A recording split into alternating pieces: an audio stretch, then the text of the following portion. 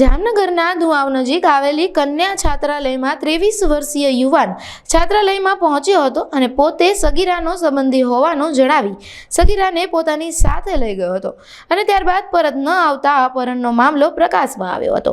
આ અંગે સગીરાના પિતાએ સ્થાનિક પોલીસ મથકમાં આરોપી વિરુદ્ધ ફરિયાદ દાખલ કરાવી છે। હાલ સગીરા પરત મળી આવી છે। પોલીસે ગુનો નોંધીને આરોપીને ઝડપી પાડવા માટે અલગ અલગ દિશામાં તપાસ હાથ ધરી છે।